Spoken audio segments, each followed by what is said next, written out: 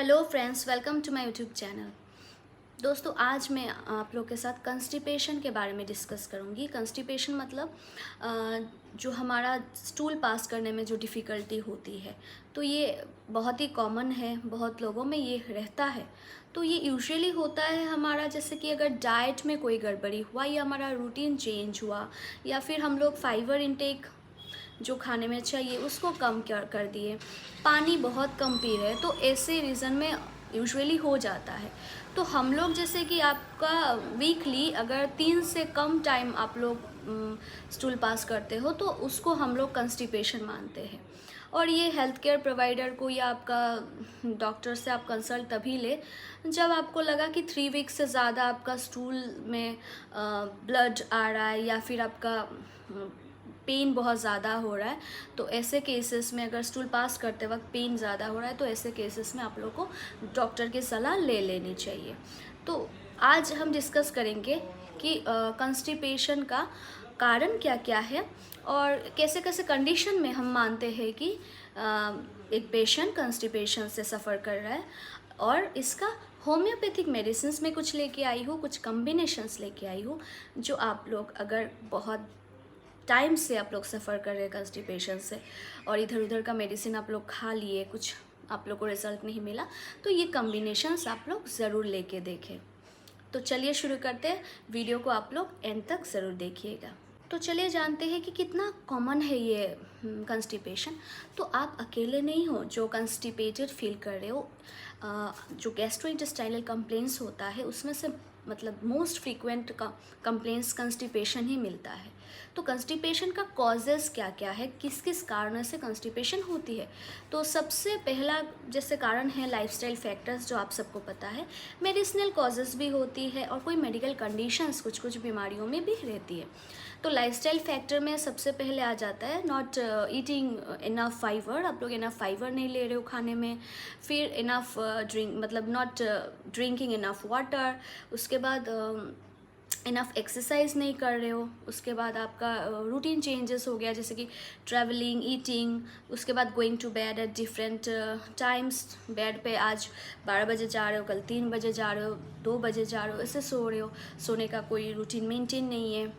उसके बाद स्ट्रेस हो गया। फिर अगर आप एक्सेस अमाउंट ऑफ मिल्क या चीज़ डेयरी प्रोडक्ट्स कुछ ले लिए, स्ट्रेस हो गया।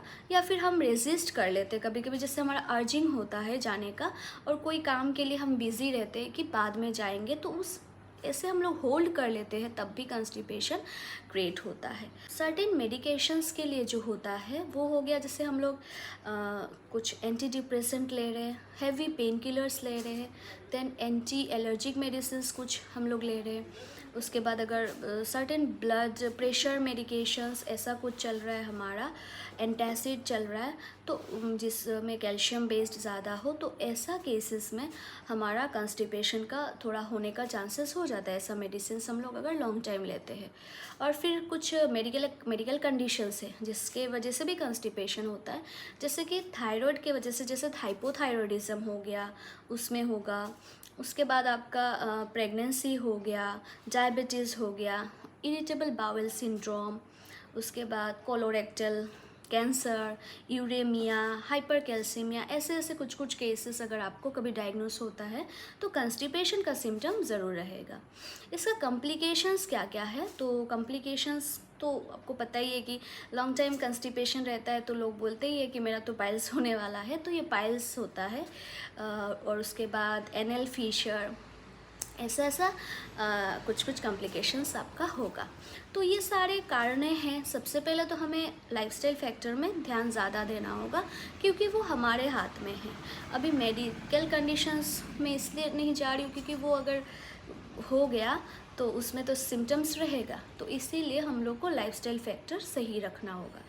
तो अब आते हैं इसका होम्योपैथिक मेडिसिन्स में कि कौन सा होम्योपैथिक मेडिसिन्स का कॉम्बिनेशन आप अगर लेते हो तो आप लोग को बहुत राहत मिलेगी और बहुत इफ़ेक्टिव है। मैंने खुद यूज़ करके देखा अपने पेशेंट पे, तभी जाके मैं ये वीडियो बना रही हूँ, तो आप लोग ध्यान से सुनिएगा। तो सबसे पहला होम्योपैथिक मेडिसिन जो है वो है साइलेशिया 6X। कोई भी टाइप का कंस्टिपेशन हो, चाहे क्रॉनिक हो या एक्यूट हो, आप लोग साइलेशिया 6X दे सकते हैं। अगर पेशेंट बोलता है बहुत हार्ड स्टूल है, स्टूल मतलब जैसे कि कभी कभी होता है कि स्टूल आपको पता है कि आने ही वाला है बट किसी ना किसी वजह से अटक जाता है, फिर आप लोग एलुमिना 200 दे सकते हैं। अगर 4-5 दिन तक कोई भी अर्जिंग नहीं है स्टूल पास करने का, मन ही नहीं है, पता ही नहीं लग रहा है कि स्टूल में जाना भी है, तो उसमें आप लोग एलुमिना 200 दे सकते हैं। तो साइलेशिया 6X जो मैंने पहले बताया उसको आप लोग 4 टैब्स थ्राइस डेली दीजिए, half an hour after food. Silicea हर कोई ले सकता है, बट जो एलुमिना है वो सिम्टोमेटिक लीजिए अगर आपको अर्जिंग नहीं है तो। एलुमिना को आप लोग 4 pills twice daily half an hour before food लीजिए। उसके बाद ब्रायोनिया 200 आप लोग इसको ले सकते हैं 4 pills twice daily half an hour before food.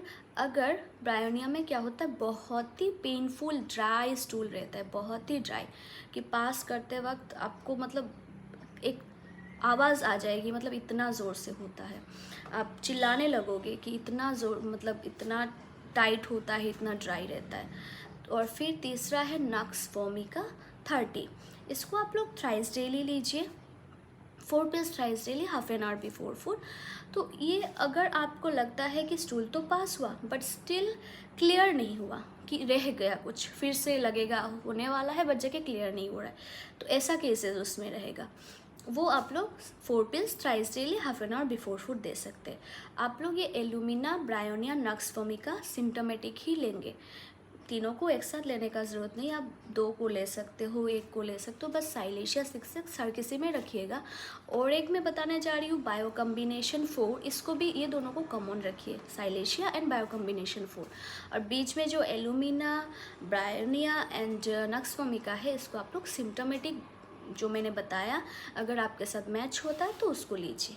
तो बायो कम्बिनेशन 4 ये आप लोग 4 tabs thrice daily half an hour after food या 1 आवर आफ्टर फूड कभी भी ले सकते हैं। बस ये ध्यान रखना चाहिए कि मेडिसिन लेने से आधा घंटा आगे पीछे कुछ नहीं लेना है, या फिर मिनिमम 15 मिनट्स आगे पीछे कुछ भी नहीं लेना है। तो बायो कम्बिनेशन 4 को आप लोग 4 टैब्स थ्राइस डेली लीजिए। ये विदाउट वाटर ऐसे ही मेल्ट हो जाएगा, आप लोग इसको विदाउट वाटर ले सकते हैं। पिल्स बहुत ही छोटा साइज़ का होता है। तो अगर ऐसे कंटिन्यू करेंगे और प्लेंटी ऑफ वाटर लेंगे, फाइबर इंटेक थोड़ा बढ़ा देंगे, अपना एक्सरसाइज थोड़ा रेगुलर बेसिस पे करने लगेंगे और अपना रूटीन मेंटेन रखिएगा, डेली खाने का, सोने का, ये सारा चीज़ें अगर आप करेंगे तो आपका कंस्टिपेशन में इफ़ेक्टिव रिज़ल्ट ज़रूर मिलेगा। और उसके बाद अगर कुछ कॉम्प्लिकेशंस आता है, पाइल्स है, अगर ड्यू टू कंस्टिपेशन आपका पाइल्स है, एनल फिशर है, कुछ भी है, तो आप लोग अपना डॉक्टर से सलाह ज़रूर ले सकते हैं। मेरा और एक वीडियो है जो पाइल्स पे है, आप लोग वो देख सकते हैं। Till then take care and stay healthy. और आप लोग like, share, subscribe and comment ज़रूर करिएगा ताकि ऐसे ही इन्फॉर्मेटिव वीडियो में आप लोग के लिए और ले आऊँ। Thank you.